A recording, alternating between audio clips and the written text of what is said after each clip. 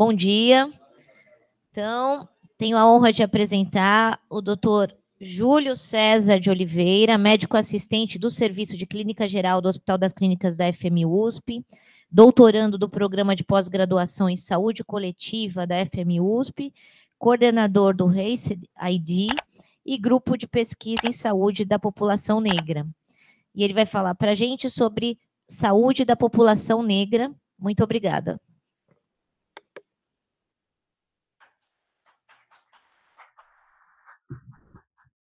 Bom dia, pessoal. Estão me ouvindo bem? É bom vir aqui. Fazia alguns anos que eu não vim aqui, acho que uns 10 anos. É sempre um prazer voltar aqui. É bom que você já começa sendo aplaudido pelo começo, obrigado. A ideia hoje é trocar um pouquinho de experiência do que a gente vem estudando, do que a gente levantou de dados sobre a saúde da população negra.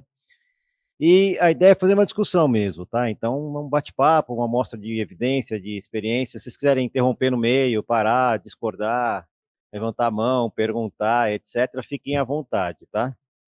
Então, vou colocar a apresentação aqui. O pessoal que está aí online, se quiser também deixar perguntas no chat, etc., no finalzinho a gente tenta responder. É muita informação, então vou passar rápido por algumas delas, tá? Os slides vão ser um pouco ilustrativos em alguns momentos, mas a gente precisa entender por que a gente precisa falar da população negra. Para isso, eu preciso começar falando do conflito de interesses. E eu tenho conflito de interesse nessa apresentação, porque eu sou um homem negro.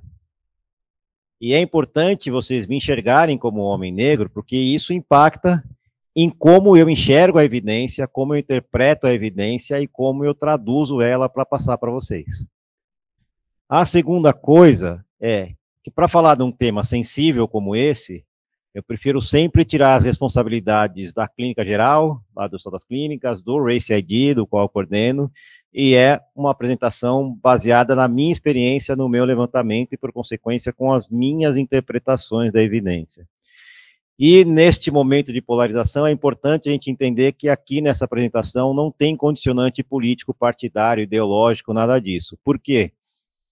Era ruim antes, continua ruim agora, e se a gente não fizer nada, vai continuar ruim depois. Então, isto posto, sigamos. A gente precisa falar do conceito de raça, né? Então, quando a gente fala do conceito de raça, raça é um conceito que a gente precisa entender que não é um conceito biológico quando a gente fala da raça humana. A raça humana só tem uma só. E o conceito de raça, ele é sócio-histórico. Então, depende de como é a sociedade na época que eu estou. Então, eu tenho censos realizados no Brasil até na época da escravidão. E que eu dividia minhas raças entre escravos e não escravos.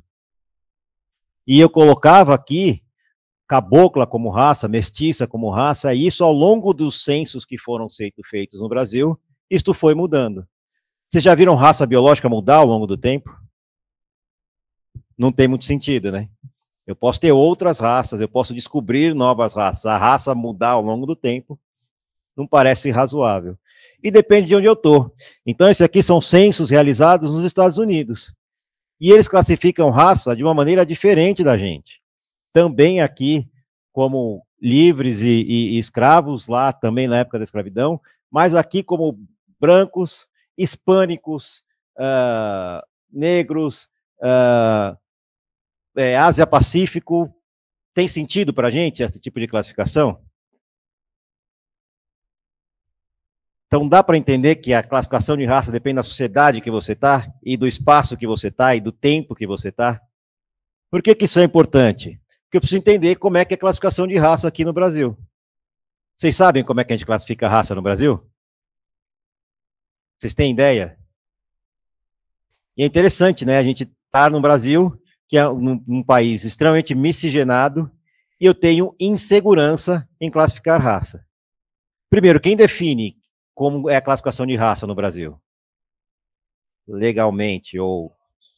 Oi? Perfeito. Então, a classificação de raça que eu tenho, sou eu que declaro. Mas as opções são definidas do ponto de vista legal ou do ponto de vista social, que são 5 opções. Quais são elas? Branco, preto, pardo, indígena e amarelo. Perfeito. E esta é a classificação que a gente tem. Pela primeira vez no Brasil, a gente tem uma prevalência, quer dizer, uma população parda maior do que a população branca, tá? No censo de 2022. Vocês viram que a gente não falou de negros aqui, né, dentro dessas possibilidades. Quem são os negros?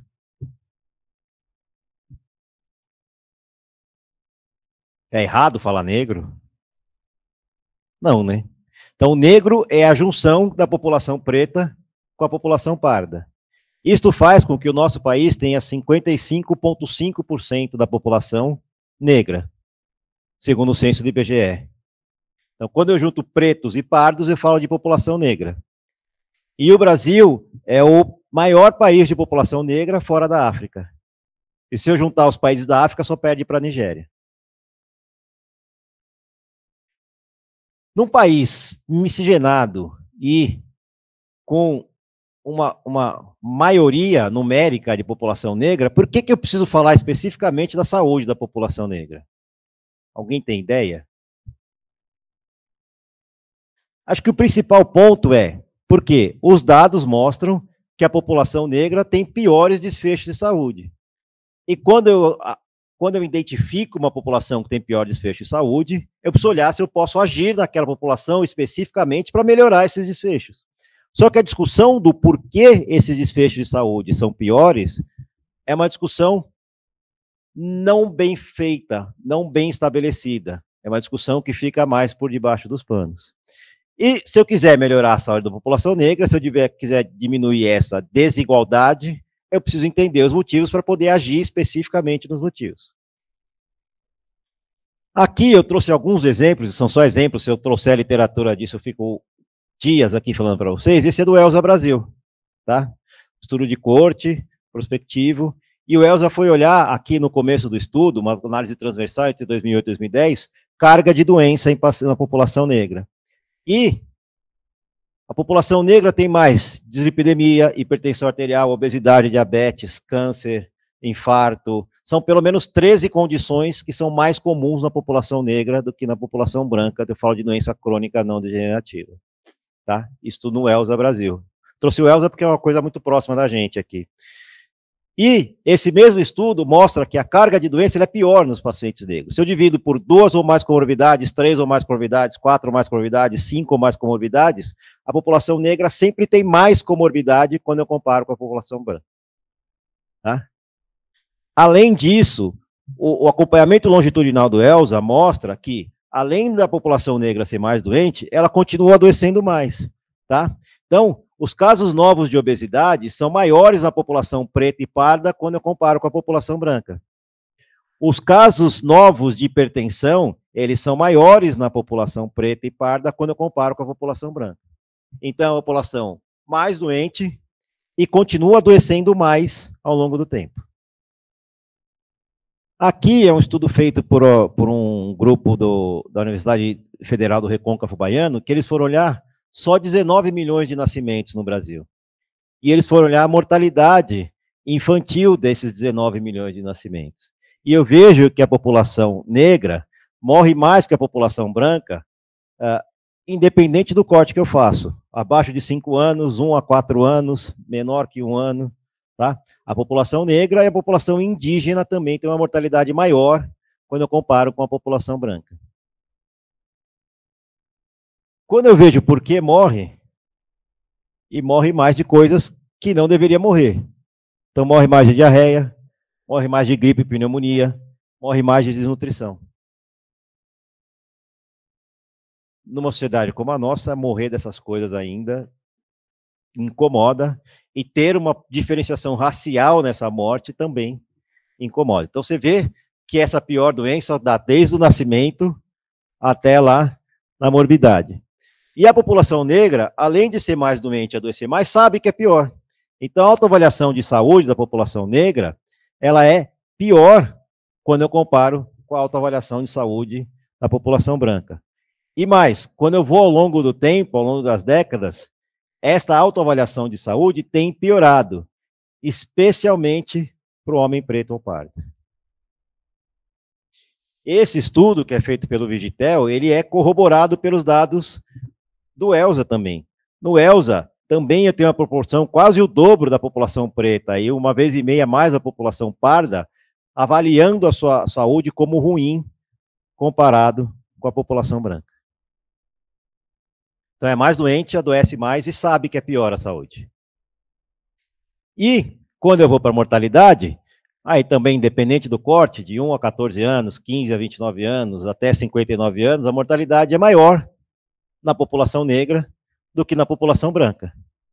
Correto? Até aqui em torno de 65, 68 anos. Depois a mortalidade é maior na população branca. Vocês entendem por quê? Que a gente chama de morte precoce. Falando português claro, já morreu. Morreu antes do que devia morrer. E aí a gente precisa entender o porquê que isso acontece. Vocês sabiam desses dados? Essa é a primeira pergunta.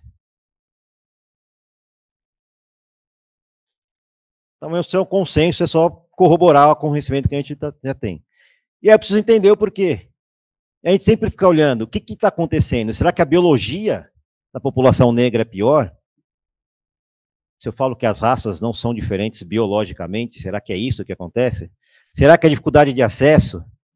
Será que essa população é vítima de discriminação no cuidado à saúde? Quando a gente fala de raça lá, a gente colocou aquelas raças do ponto de vista social. O grande problema daquela divisão de raças é que alguém inventou que aquilo tinha uma hierarquia. Que eu tinha raças melhores e raças piores. E que as raças melhores poderiam subjugar as raças piores. Daí vem o racismo.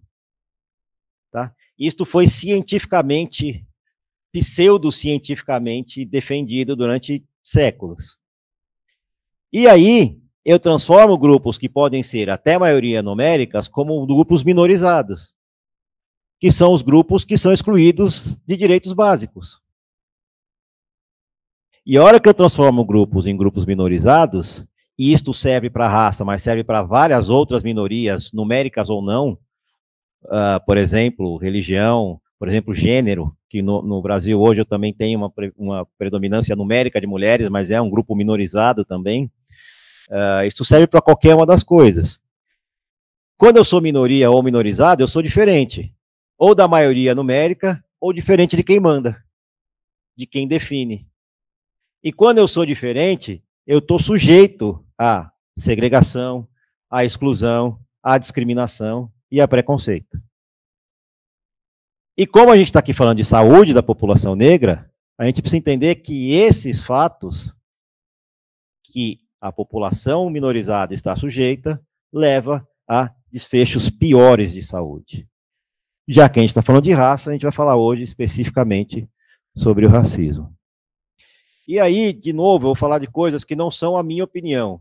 Esta é uma série do Lancet de 4 artigos que ele fala sobre discriminação, xenofobia, racismo e saúde, que eu recomendo muito para qualquer pessoa que vai começar a querer entender do assunto, que leia esta série, tá? Esta série, ela primeiro traz o aspecto intergeracional do preconceito, da discriminação, que começa na infância, acompanha durante toda a vida e é transmitida para as próximas gerações. E ela me divide esse racismo em estrutural, em institucional e interpessoal, com os seus vários impactos na saúde, tá? Didaticamente é muito fácil usar esse esquema para discutir o racismo na saúde. Vamos falar um pouquinho sobre o racismo estrutural. Quando a gente fala da estrutura do Brasil, eu preciso entender a história. E eu preciso entender que eu tenho um país que viveu quase 4 séculos de escravidão contra 1 século e pouquinho de não escravidão. E a gente passa a entender, ou perceber, que a escravidão parece uma coisa muito longe, né? Foi abolida em 1888. Minha avó fez 101 anos no mês passado. Consciente, lúcida, mora sozinha, uma maravilha. E eu sempre falo dela nas aulas. Mas minha avó é filha de escravos. Então a escravidão está longe para quem não precisa pensar nisso. Tá? E é muito provável, e é muito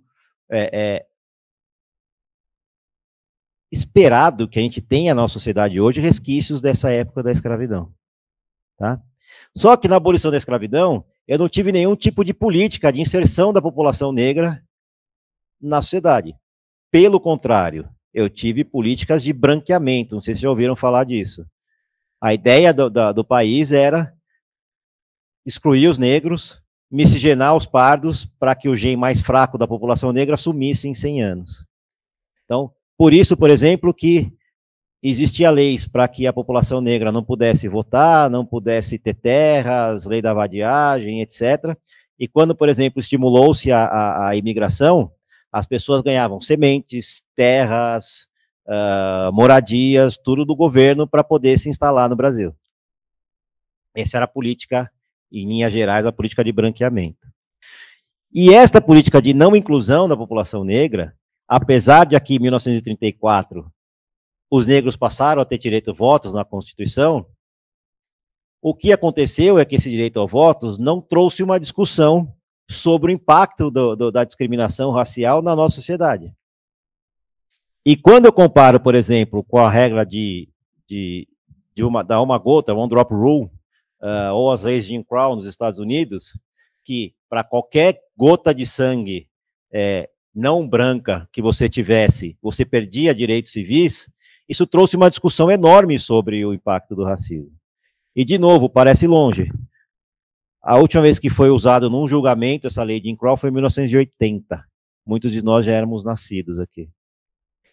Quando eu comparo com a apartheid na África do Sul, por exemplo, e aí todos conhecem a política do apartheid cessou em 1991. Eu já trabalhava nessa época. Então, isto não está longe. E essa não discussão, comparado com esses dois outros, a gente tinha o racismo legal, né? Eu tinha a discriminação na lei, faz com que a gente tenha uma pirâmide social na nossa sociedade brasileira atual, que a gente chama de democracia racial, porque na lei tá que todos são iguais perante a lei, mas a pirâmide social é exatamente igual à pirâmide da época da escravidão. A gente tem muito pouca diferença social da época de hoje, da época da escravidão. E quando eu vou olhar lá o que essa estrutura me impacta nos desfechos em saúde, eu vou olhar os determinantes sociais de saúde, ou a determinação social de saúde, eu posso escolher qualquer modelo, mas todos os modelos vão ter educação, emprego, água e esgoto, habitação, ambiente de trabalho, tudo isso influenciando no desfecho em saúde. Tá? Quando eu vou para a educação, por exemplo, a quantidade de analfabetos é quase 3 vezes maior na população preta e parda do que na população branca. Aqui a quantidade de taxa de conclusão de ensino médio é muito maior na população branca do que na população preta e parda. Tá? Os alunos de 18 a 24 anos que deveriam estar no ensino médio, uma proporção muito maior na população branca do que na população preta e parda. Quando eu vou para a renda, eu vejo que a renda, aqui é desemprego, eu vejo que o desemprego sempre é menor na população branca, quando eu comparo a população preta e parda. E aqui eu só chamo a atenção, por que faz sentido eu agrupar a população preta e parda na população negra? Você vê que os determinantes sociais são muito parecidos. Então faz muito sentido. E aí eu tenho mais desemprego independente da minha escolaridade, tá? Quando eu vou para a renda de um homem branco é 1,5 vezes maior do que a mulher branca e 2 vezes maior do que o homem de uma mulher preta ou parda. Aqui, quando eu vou para renda baseada na raça e na escolaridade, eu tenho uma renda maior na população branca do que na população negra, em todos os níveis de escolaridade, e quanto maior a minha escolaridade, maior percentualmente é essa diferença de renda. Então, quanto mais eu estudo, maior a diferença, maior a desigualdade. Talvez porque eu tenho o dobro de pessoas em cargos de gerência e coordenação de pessoas brancas comparados com pessoas negras. Quando eu vou aqui, a gente está falando de coisa de referência climática, aqui eu tenho o dobro de pessoas negras, pretas e pardas, morando em domicílios que não têm documentação. Que domicílio que não tem documentação? Favela, beirada de rio, invasão, morador de rua, etc. Aí enche lá no Rio Grande do Sul, nosso presidente fala, nunca tinha visto tanto negro no Rio Grande do Sul. É lógico, eles estão em lugares vulneráveis, eles vão aparecer mais nessa situação. Aqui, eu tenho mais de 40% da população negra sem acesso a pelo menos uma condição básica de moradia, que é ou esgoto, ou água encanada, ou coleta de lixo. 40% da população negra não tem pelo menos uma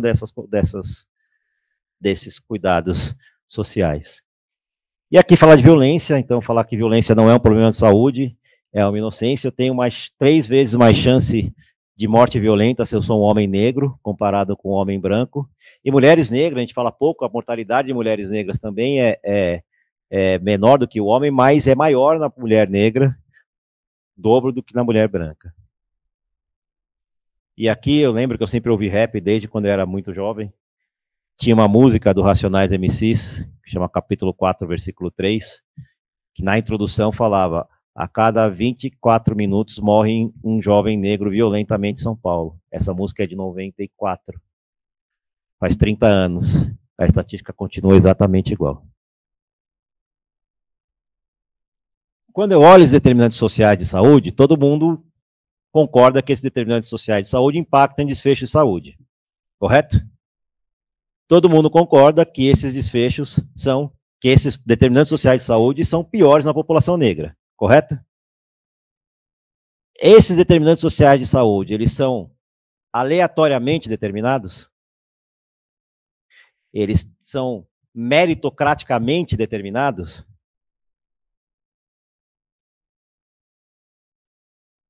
Olhando como foi construído o nosso país, eles são meritocraticamente determinados? Eles são racialmente determinados. Concorda? Isto é o que a gente chama de racismo estrutural.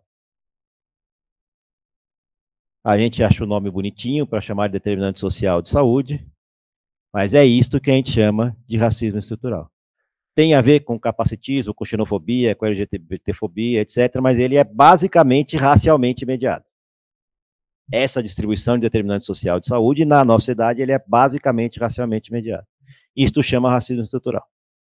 E aí, quando eu ponho um artigo para ser avaliado e eu não corrijo para os determinantes sociais de saúde, ou corrijo, mas ponho a estatística sem correção, o revisor me manda de volta e fala: mas você não corrigiu, essa estatística aqui não tem sentido, não tem importância para o seu trabalho. Tem, porque eu estou medindo o racismo estrutural. Eu posso querer não medir, posso fazer de conta que ele não existe, mas eu estou medindo e isso é racismo estrutural. Mas, além do racismo estrutural, eu consigo mostrar que eu tenho outros tipos de racismo influenciando diretamente nos desfechos de saúde. E aqui eu vou falar um pouquinho de racismo institucional. E falando de racismo institucional, eu vou começar falando do SUS. 70% da população negra depende do SUS. Tá? E para o SUS, que teoricamente tem o mesmo acesso, a população negra tem menos acesso à medicação, menos acesso ao atendimento médico, menos acesso ao atendimento odontológico.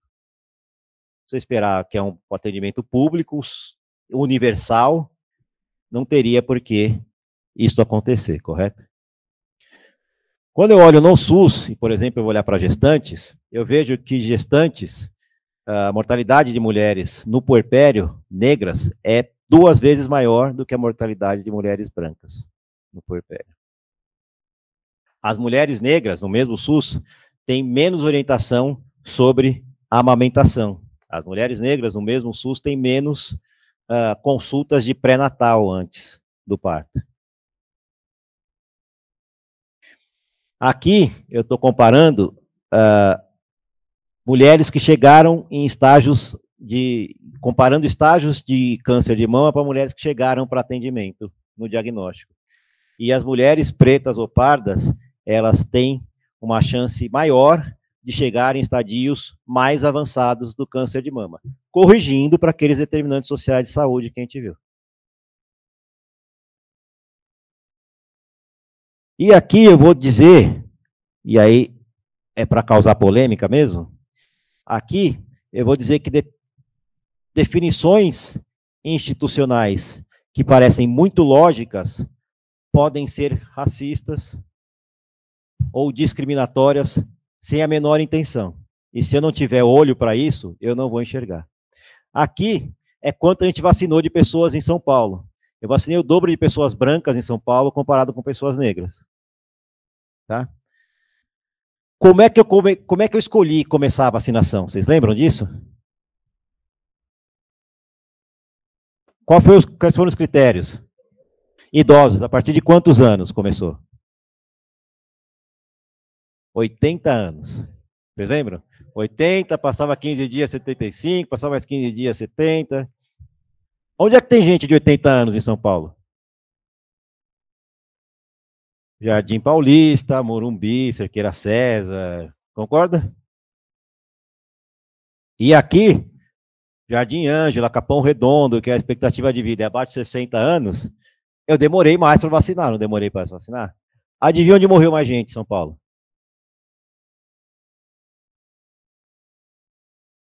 E ok, num primeiro momento eu defini isto e falar, putz, errei. Só que chegou na primeira onda, eu morri muito mais homens negros. O que eu fiz? Continuei com a mesma política. Adivinha o que aconteceu na segunda onda? Morreu mais homens negros. Dá para entender que se eu não tiver alguém que consiga enxergar a raça diferente do que a maioria, eu consigo ser racista mesmo tentando proteger todo mundo?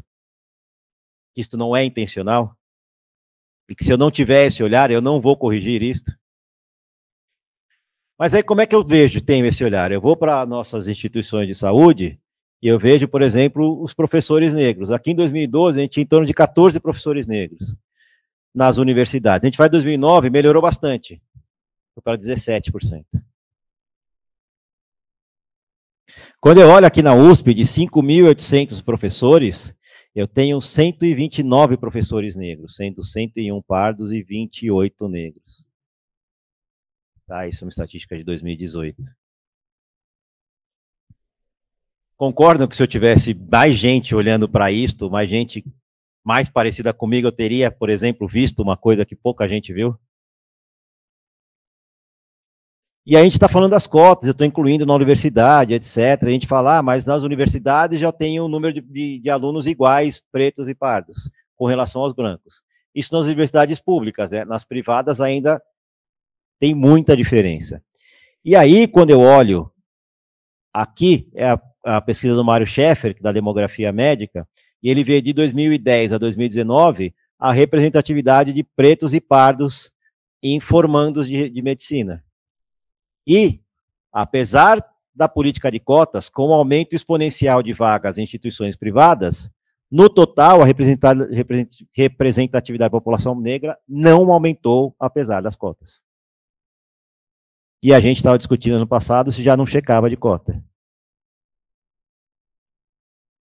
Aqui, quando eu vejo matrícula, essa aqui é a pesquisa do PNAD contínua de 2021, matrícula em medicina, eu tenho 61% de alunos brancos contra 2, mas aqui dá em torno de 25% de alunos pretos e pardos entrando na faculdade, matriculando na faculdade nesse momento. Isto vai diminuir a inequidade? Não vai diminuir. Vai continuar igual. E se eu continuar aumentando vaga em instituição particular, vai piorar. Não só não vai diminuir, mesmo com as cotas, mas vai piorar. E aí, só lembrando, aqui tem vários estudos, eu escolhi esse de Campinas, mostrando que o desempenho do cotista é exatamente igual ao desempenho do não cotista em vários estudos brasileiros, tá? Unicamp, UFSCar, Universidade de Brasília, Estadual do Rio de Janeiro. O problema é a permanência. Eu dou a vaga para ele, e dar é uma palavra muito ruim quando eu falo de cotas, então eu permito ou eu faço com que a minha política inclua esse aluno dentro da universidade, e esta inclusão está só na vaga. É fácil fazer faculdade? É barato? É fácil chegar aqui na USP? Na faculdade de medicina, vai para lá, vem para cá, fica aqui, fica lá, o dia inteiro, é tranquilo. Aqui na Universidade de Brasília, metade das pessoas que entraram por cota saíram porque não conseguiram se manter. É porque são preguiçosos, vagabundos, incapazes? Provavelmente não, né?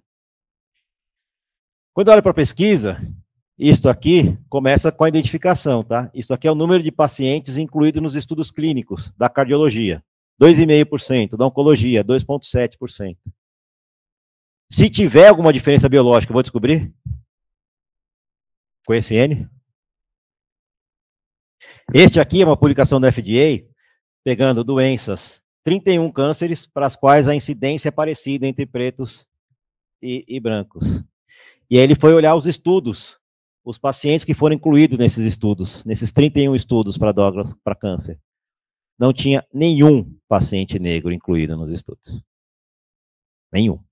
Se eu for olhar meloma, que é a doença que tem mais prevalência da população negra, o dobro de prevalência comparado com a população branca, os estudos que tinham mais pacientes negros tinham 10%.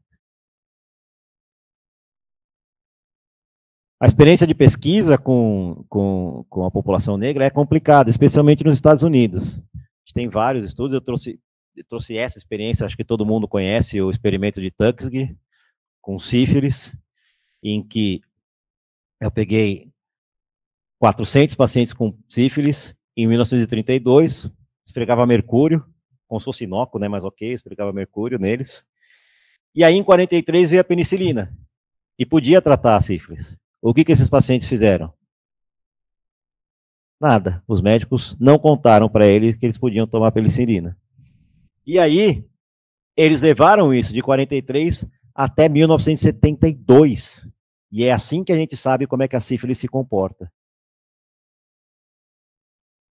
Então, a evolução da sífilis é toda baseada nesse estudo.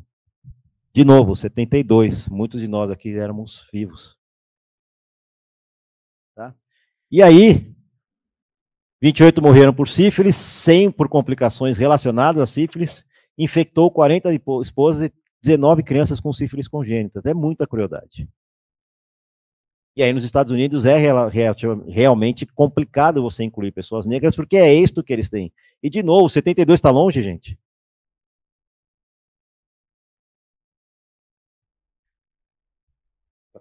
Dá para ficar uma aula só falando disso, tinha propaganda, etc. Esses aqui são todos os estudos que eu participei lá no HC. Um dos pacientes do ACMG, do ambulatório de clínica geral, que tinham diabetes, a gente foi ver se eles se encaixavam nos novas drogas, etc. E a hora que a gente foi ver esses pacientes, 80% deles estavam no prontuário descritos como branco. Vocês que fazem ACMG, parece os doentes que vocês veem lá? Não, né? E aí entrou a Covid, a gente foi internar junto com os pacientes lá para a Covid, e também fizemos um estudo com 400 primeiros pacientes da Covid, e de novo fomos olhar no prontuário, 70% branco. Tá errado, né? Tá esquisito, não é a população que a gente via. Aí a gente foi olhar lá no registro, como é que era feito esse registro. Então vocês falaram que a definição de raça, dentro daquelas 5 categorias, é por autodeclaração. 99% das vezes era feito por heteroidentificação. E nessa heteroidentificação, 80% das vezes definiam o paciente como branco. Dá para confiar nessa classificação? Então, se eu for fazer uma pesquisa e eu quiser estudar raça, eu preciso entender como é que foi colhido esse dado de raça. Porque se eu esperar do que está no prontuário, é ruim. Esse é o estudo que está acontecendo. Quem é R2 já participou da primeira fase, que é o Race ID. Esses residentes fizeram 618 observações de raça, tá? Então, eles perguntavam para o paciente qual era a raça autodeclarada, eles viam que estava no prontuário e eles faziam a heteroidentificação, eles colocavam o que eles achavam no paciente. Quando eu comparo com o prontuário, quando o paciente é branco, a concordância é 97%. Quando o paciente é preto, é 20%. E quando o paciente é pardo, não concorda. Maluco, né?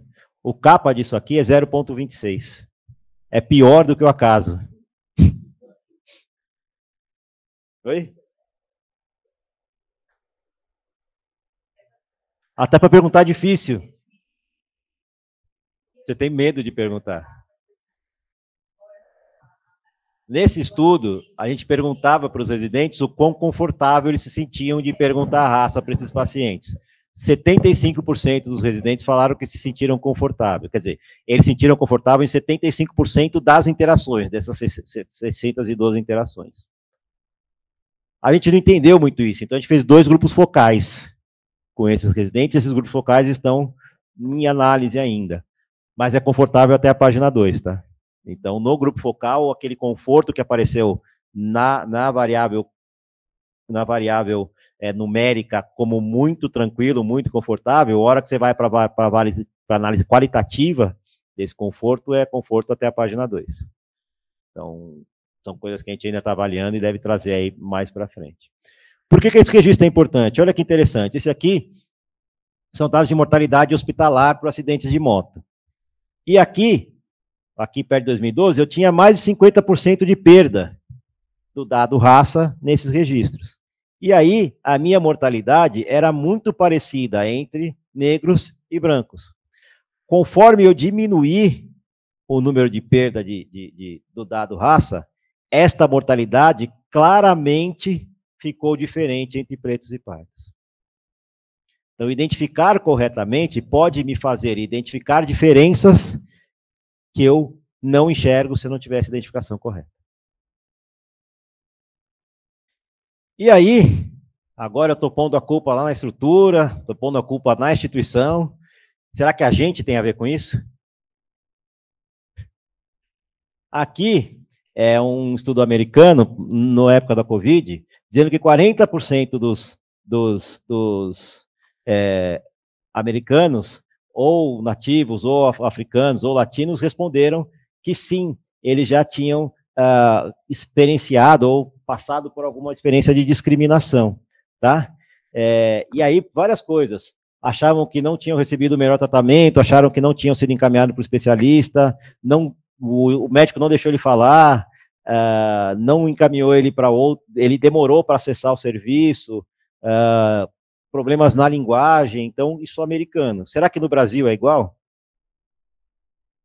A gente fala disso desde 2007, tá? Mas tem uma pesquisa de 2021 em Ribeirão Preto, onde mais de 70% dos pacientes se sentiram discriminados dentro dos serviços de saúde, tá?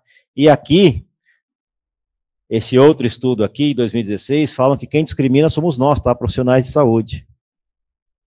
A gente acha que é o cara da limpeza, o cara da recepção, etc. Não, somos nós.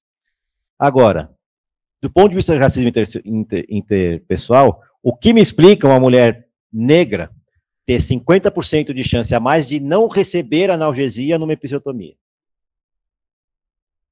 Tem estrutura que explica isso?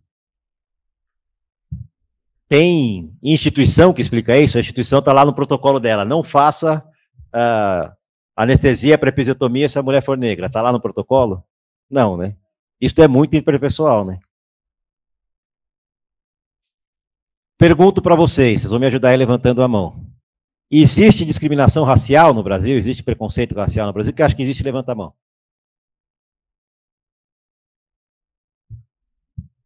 Você tem preconceito racial? Quem acha que tem preconceito racial, levanta a mão. É engraçado que eu repito isso toda vez que eu dou aula e dá o mesmo resultado dessa pesquisa do Poder Data. Quando você pergunta se tem discriminação racial no Brasil, 80% das pessoas falam sim, tem discriminação racial no Brasil. Quando eu pergunto, você tem discriminação racial, você tem preconceito racial, só 30% responde que sim. Eu sou ruim de matemática, mas para mim essa conta não fecha. Concordam? Perguntas. A cor da pele influencia na verdade policial? A cor da pele influencia na rigidez em que o juiz julga o... A cor da pele, se você é pobre, ser negro é pior do que ser branco? A cor da pele influencia na contratação para emprego? Sim? De novo, outra pesquisa da Oxfam, mostrando que mais de 70% das vezes, todo mundo também responde sim para todas essas perguntas. Mas eu tenho uma pergunta a mais para vocês.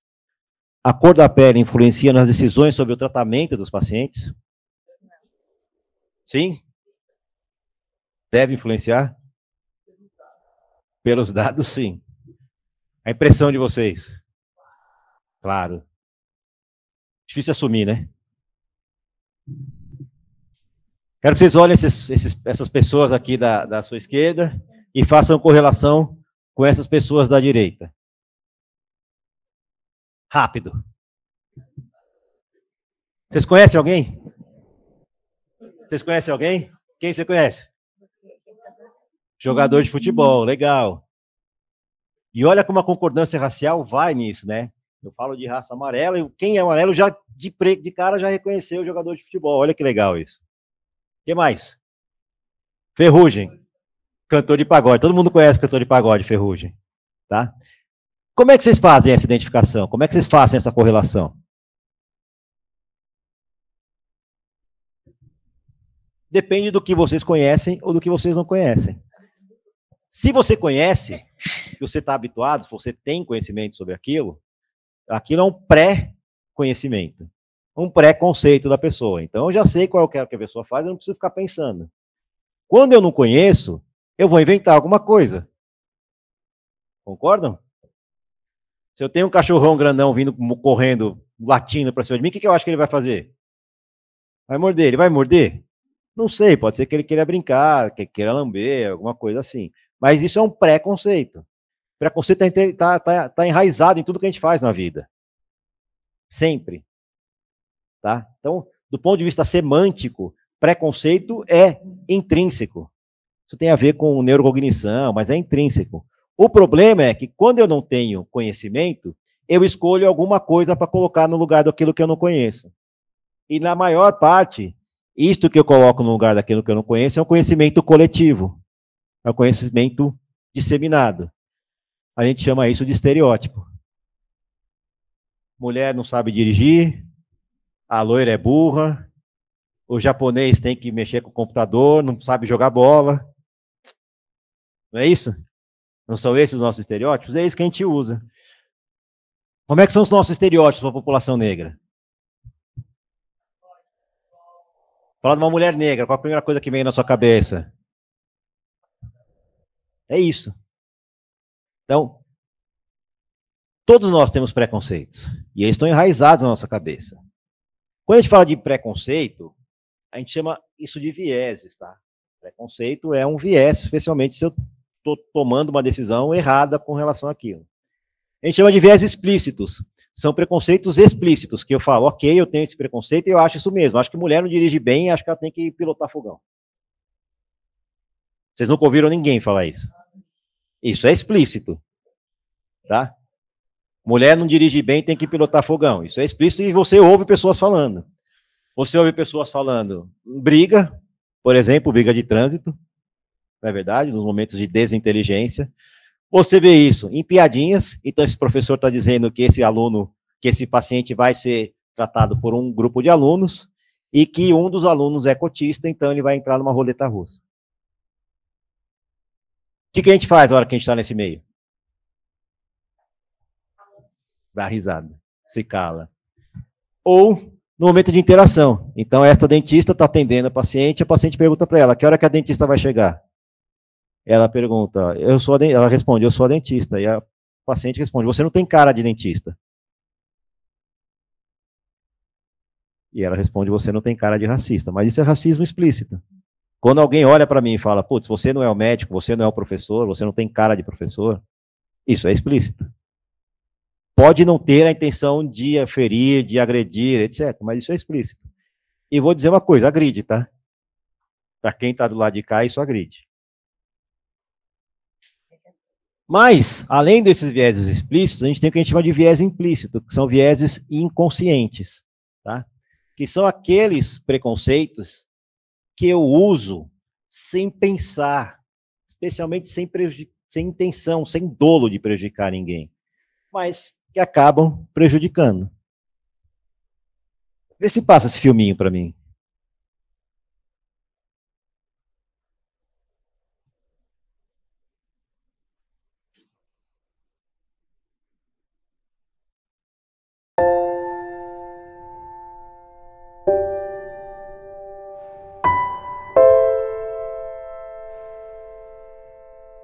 Qual é a boneca branca? Essa. Essa. Qual é a boneca negra? Essa aqui. Negra. Qual das duas bonecas você acha mais bonita? Tem aquelas que tem sentimento. Essa. Claro que é essa. E por que você acha ela mais bonita? Só por causa do cabelo. A cor dela é mais bonita. Qual boneca você acha feia? Essa. Mas eu achei esses daqui feio. Qual boneca pra você é a mais legal? Essa. Aquela. E qual boneca você acha que é má? Essa aqui por causa do cabelo, da pele, do olho. Tem cabelo bagunçado, não gosto muito da cor dela. O que te incomoda na cor dela? A cor eu não gosto muito. Que eu não gosto também da minha cor. Que é a mesma cor dela. Você não gosta da sua cor? Por quê? Porque eu não gosto muito de negro. E pra você, qual das duas bonecas é boa? Essa. Por que ela é boa? Ela tem cabelo bonitinho, ela tem pele mais clarinha. O cabelo, o vestidinho das duas. E a cor de pele, né? Qual das duas bonecas você acha que se parece mais com você? Aquela. Essa. Diz pra mim, qual boneca que se parece mais com você? Essa daqui. Você. Essa aqui. Pode pausar, por favor. Dá para entender o que é viés implícito? Acho que é mais fácil eu passar isso. Isso aqui dava um curso só para falar desses 2 minutos de vídeo. Mas é mais fácil eu passar isso para entender o que é viés implícito e como isso é colocado na nossa cabeça muito cedo. Só que em 2019, esse teste foi inventado pelo Kenneth Clark e a esposa dele em 1934, publicado em 40 e alguma coisa 6, acho. E todo lugar que teve escravidão da população negra, esse teste dá o mesmo resultado até hoje. Isso é 2019, são nossos irmãos, nossos filhos, nossos colegas. Então, vocês acham que isso impacta no cuidado da saúde? Profissional de saúde tem viés implícito? Então, esse estudo aqui, essa meta-análise, na verdade, uma revisão sistemática, sim, mostrou que profissionais de saúde têm viés implícito. De raça, de gênero, de idade, de saúde mental, de peso, de HIV, de usuário de drogas, de dependência. Péssimo para quem é profissional da saúde, né? Mas temos. Esse outro estudo usou um teste que chama teste de associação implícita para medir esse viés implícito. Os residentes preencheram na primeira fase do estudo também, tá? E esta revisão sistemática também mostrou um viés implícito moderado a favor de brancos nos profissionais de saúde, tá? Eles colocaram afro-americanos como menos colaborativos, menos aderentes e menos responsáveis com sua saúde. Esse outro estudo pegou 18 médicos brancos e 112 pacientes negros e foi olhar a comunicação. E o viés implícito a favor de brancos, no teste de associação implícita desses médicos, levou a uma comunicação menos acolhedora, então muita palavra de domínio, né, de mandatória, de palavras negativas, menos acolhedora, menos centrada no paciente, e o paciente relatava menos confiança no paciente e, por consequência, tinha menor adesão ao tratamento. Se vocês quiserem saber quais os vieses implícitos, tem aqui teste implícita, vocês colocarem em qualquer buscador. Ele tem de raça, tem de cor da pele, tem de religião, tem de peso, tem de orientação sexual, você pode fazer. Residentes, os R1s principalmente, vocês vão fazer isso no estudo, tá? Então, eu espero que vocês não façam agora, tá? Mas vocês esperem mais 2 meses, que daqui 2 meses vocês vão fazer isso no estudo, tá? Mas para quem não é residente, os R1s, a ideia é que façam um teste, que você conheça seus viés implícitos para poder trabalhá-los. Já temos 114 respostas dos residentes, tá? Dos residentes que saíram ano passado e que são R2 esse ano. Dessas 114 respostas de teste de associação implícita dos residentes, 65% tinha viés implícito a favor de brancos. Então, este é o único dado que a gente tem brasileiro até agora, então a gente não tem esse dado brasileiro com outros dados, mas ele é muito parecido com o dado que a gente acha na literatura. Tá? Isso foi apresentado no COBEM, a gente está discutindo se a gente publica assim, ou a gente espera o momento dos R1s desse ano preencherem. Aqui, eu consigo linkar viés implícito com um desfecho pior de saúde, tá? Então, aqui um desempenho pior, uma simulação clínica. Aqui, essa simulação clínica era para trombolizar o paciente. E o paciente era negro. E se eu tinha viés implícito a favor de brancos, eu trombolizava menos o paciente. Aqui, uma coisa importante para professores, né? Então, para quem tem contatos com professores que têm comportamentos discriminatórios com o paciente, isso desenvolve maior viés implícito no aluno. E aqui também aquela outra revisão sistemática mostrando pior interação, pior aderência, pior desfecho em saúde. Olha como é que funciona isso. Esse estudo aqui foi pegar negros e hispânicos nos Estados Unidos e foram ver pacientes com câncer de próstata metastático uso de opioide. Tá? E os negros hispânicos recebiam menos prescrição de opioide, menos opioide de elongação, menos dose diária de opioide, e ainda assim eram mais testados para ver se eles estavam fazendo abuso de opioide. Então, estou mostrando implicações práticas do viés implícito. E esse estudo aqui, ele pegou quase 2 milhões de nascimentos nos Estados Unidos, foi ver a concordância racial do médico com o recém-nascido. Aqui, quando o médico é negro, e quando o médico é branco e o recém-nascido é negro, o meu coeficiente é quase 4.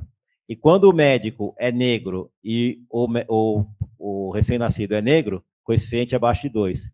Então, eu diminuo a metade a chance do paciente morrer se ele for atendido por um médico negro. Então, o recém-nascido negro que é atendido por um médico negro tem metade da chance de morrer do que se ele for atendido por um médico branco. E aqui, essa linha vermelha aqui é o padrão, que é médico branco atendendo o recém-nascido branco. Aqui eu olho o médico negro atendendo o recém-nascido branco. E é praticamente igual.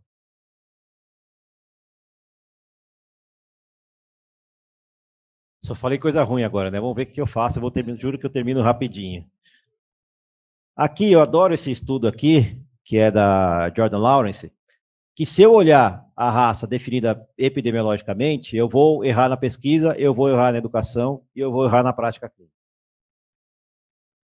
Tá?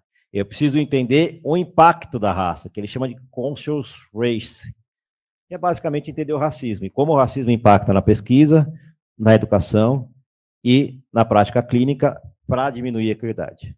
Se eu continuar olhando raça como um determinante social igual IDH, igual escolaridade, ou biologicamente, eu vou continuar errando. Alguém conhece a Política Nacional de Saúde Integral da População Negra? Alguém estudou isso em algum momento na faculdade? Então, a receita de bolo já está aí, tá? Tem 6 tópicos aqui, principalmente colocar a saúde da população negra em processos de formação e educação permanente, que é isso que vocês estão fazendo, incentivo à produção de conhecimento científico e tecnológico, é isso que a gente está tentando fazer, tá? E usar processos de formação que fortaleçam a identidade negra positiva, que diminuam os estereótipos. Aqui, esse boletim epidemiológico de saúde da população negra foi olhar que municípios tinham algum tipo de política que eu podia me encaixar nessa Política Nacional de Saúde Integral, tá? E em 2018 eram 27, em 2020 32% dos municípios, tá? Só que só 12% conseguiram repetir de um ano para outro. Isso quer dizer que eu coloco a política e eu não consigo manter. A outra coisa é que quando eu vou olhar quem tem algum tipo de medida dessa política, de impacto dessa política, menos de 7%, na verdade, 6,7%, das vezes eu tenho alguma medida de impacto dessa política. Eu vou lá, descrevo a política, digo que ela se encaixa na política nacional, ganho dinheiro com isso, mas eu não vejo qual o resultado, qual o impacto, se funcionou, se eu preciso expandir, se eu preciso melhorar, etc. Aqui eu preciso pensar em medidas de inclusão, tá? Então a gente fala das cotas, mas talvez cotas não seja o suficiente para incluir, então preciso pensar em bônus, em critérios de seleção, etc. Eu preciso pensar em medidas de pertencimento, então pensar em diversidade, pensar em valorização, pensar em políticas de permanência e medidas de equidade, medidas de capacitação ou de representatividade. Eu sempre dou um exemplo, que é um exemplo meu, que, por exemplo, eu nunca fiz um curso de inglês formal na vida.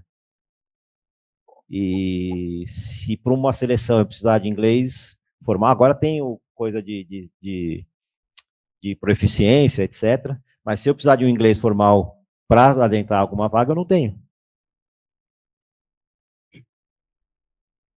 E isso me acompanhou ao longo da vida. Então, quando a gente fala de inclusão, eu preciso pensar em inclusão, porque a gente coloca as pessoas para dentro e fala que está incluindo. Eu só estou colocando ela integrada junto comigo, mas eu continuo fazendo política para as pessoas que são predominantes. Isto não é inclusão, isso não me leva à diversidade, isso não me leva a entender o que cada um precisa para fazer equidade. Aqui, quando a gente fala de pertencimento, quem já andou pelos corredores do HC sabe. Esta é a sensação que eu tenho quando eu vou lá em frente à diretoria, ou quando eu entro, então todos aqueles quadros lá. Quantas vezes na minha formação, ao longo da minha carreira, eu fui pensar, que raio que eu estou fazendo aqui? Será que esse lugar me quer aqui? Isto é frequente. E aqui, só para entender o que essa inclusão faz, esse aqui é um estudo que ele foi olhar com dados nos Estados Unidos, tá? E ele olhou quais condados tinham médicos negros. 50% dos condados não entraram no estudo porque eles não tinham médicos negros. Mas a cada 10% de aumento de médicos negros nesses condados, eu aumentava, em 30 dias a mortalidade populacional. Para quem lida com estatística populacional, sabe que é robusto isso. E diminuía a diferença de mortalidade entre a população negra e a população branca. Só de aumentar 10%, a cada 10% são 30 dias. Aqui só mostrando como o Nature, só para usar um exemplo de uma revista consagrada, falou que sim, contribuiu para o racismo na ciência, que encerrar o racismo é uma das melhores chaves para melhorar, para ter uma ciência de qualidade, e que os cientistas precisam ouvir, aprender e mudar. Não adianta eu vir aqui falar, vocês acharam que aprenderam e na prática isso não muda nada. Tá? Quando a gente fala do racismo interpessoal, isso aqui é importante, racismo interpessoal tem vítima, tá? Então a primeira coisa é acolher a vítima. Então aqui é um episódio que eu comentei para o Jornal da USP, uma paciente estava na UTI, perguntou para o médico se ela ia ter alta, e o médico falou para ela, tá bom, vou ver, discutir com a equipe, se eu vou te dar a carta de alforria. E aí ela foi, fez reclamação, etc. E o médico voltou para se desculpar, falou, não, eu faço com todo mundo, eu sou muito brincalhão, etc. E ela foi explicar para ele o porquê aquilo era inadequado. E a hora que ela explicou para ele virou para ela, até que você argumenta bem, né?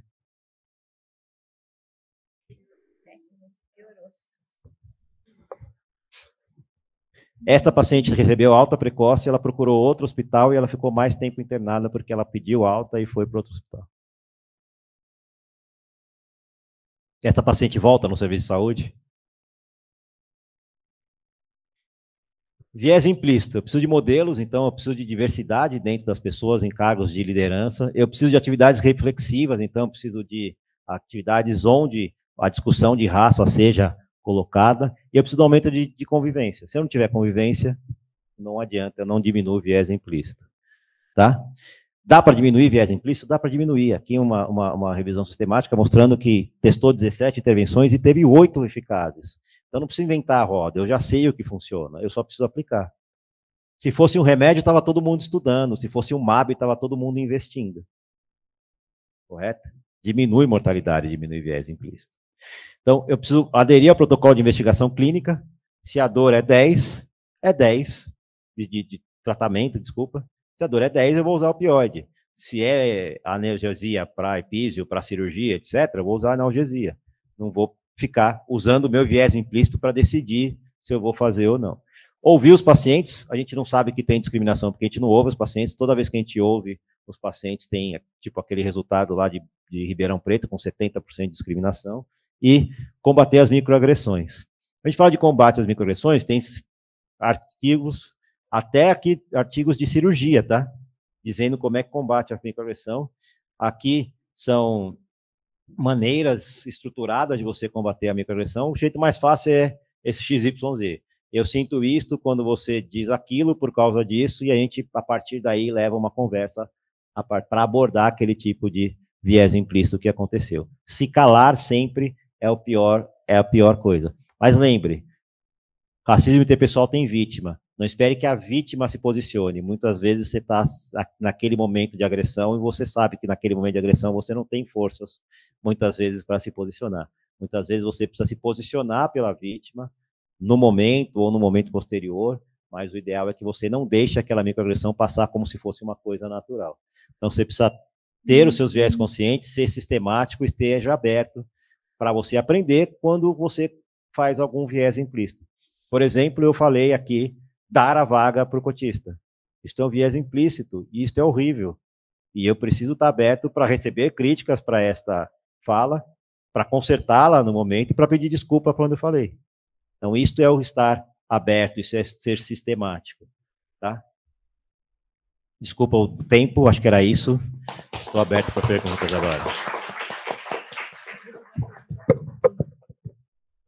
Vou fazer uma pergunta já. A gente está com o tempo meio engolido, mas queria fazer uma pergunta, Júlia, meio até complicadinha, mas vamos ver se você ajuda a gente, que é a questão das bancas de heteroidentificação, né? Você sabe que a USP fez isso, inclusive a gente tem um concurso agora em andamento que está um pouco parado, porque a gente está esperando o dia que vai ser, que a gente nem sabe quando, né? Então, não só para o ingresso na faculdade, mas até agora profissionalmente.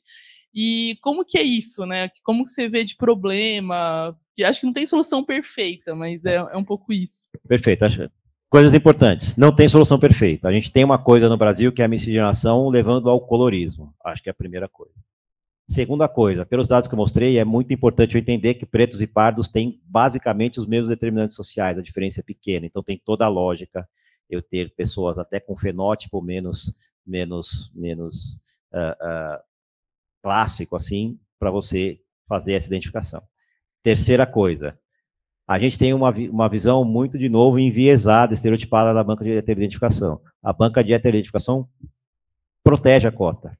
É que a gente, em vez de publicizar o dado de quantas vezes eu impedi que a cota fosse fraudada, eu publicizo o dado em que existe algum tipo de divergência com relação à classificação. Quarto, todas as bancas de heteroidentificação recebem um treinamento rígido.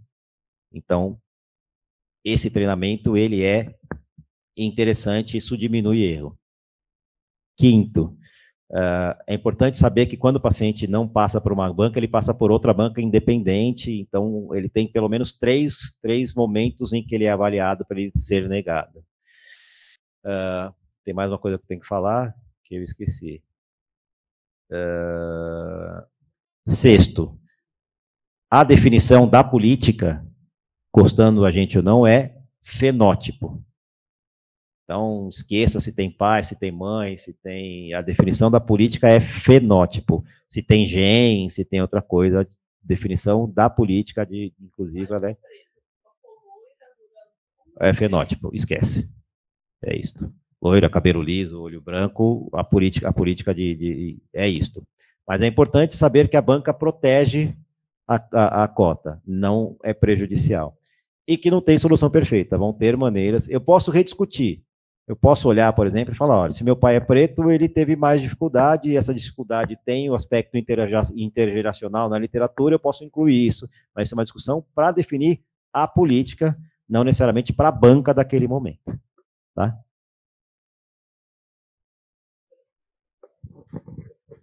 Júlio, eu queria cumprimentar pelo seu trabalho. Obrigado. Eu estou sem voz, eu nunca vi uma aula tão linda. Obrigado. Um estudo tão maravilhoso. Fiquei muito sensibilizada. Você deveria rodar nosso país continental, dando essa aula para ajudar na estratégia de mudança. Obrigado. E se você virar presidente, trabalharei por você. Olha, rodar o Brasil... Rodar o Brasil, eu ou pessoas que trabalham com isso, acho que talvez seja uma intenção de levar esse conhecimento o máximo possível para a maior parte dos lugares. Ser presidente nunca passou pela minha cabeça, não é uma das intenções. Mas a gente tem participado até com algumas instâncias de governo, por exemplo, esse boletim de saúde da população negra, eu fui convidado para o lançamento, participei de um seminário lá no Ministério da Saúde, a gente tem algumas interações, a ideia da gente é transformar isto, mais do que o conhecimento do dado, numa transformação real. Eu acho que esse é o desafio. A gente está num momento ainda que poucas pessoas conhecem os dados, por isso que eu estou dizendo, esse dado está aí faz muito tempo. Eu só sou negro e fui compilar o dado porque isso me interessa. Do mesmo jeito que você olha para o oriental, você sabe que ele é jogador de futebol, a hora que eu olho para um dado desse, é a mesma coisa de saúde indígena. Tem pouco dado, precisa ter indígenas aqui para estudar isso. Eu não vou fazer um levantamento desse como qualquer pessoa indígena pode fazer. Posso até ajudar, posso tentar, posso me envolver, mas não vou fazer. Então, isso que a gente chama de importância da diversidade.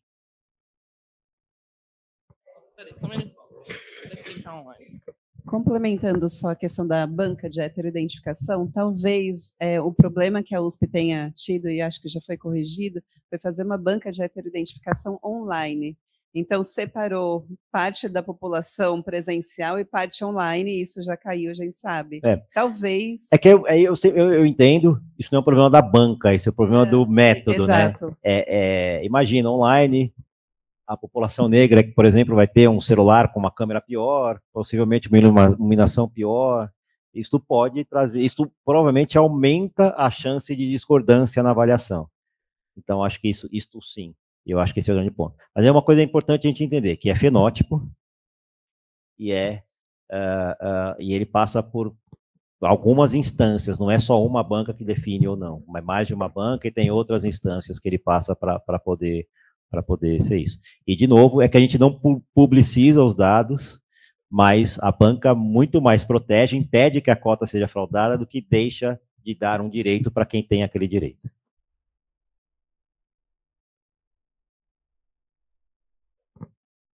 Bom, muito obrigada, adoramos. Já está convidado para novas aulas. Obrigado. Obrigado.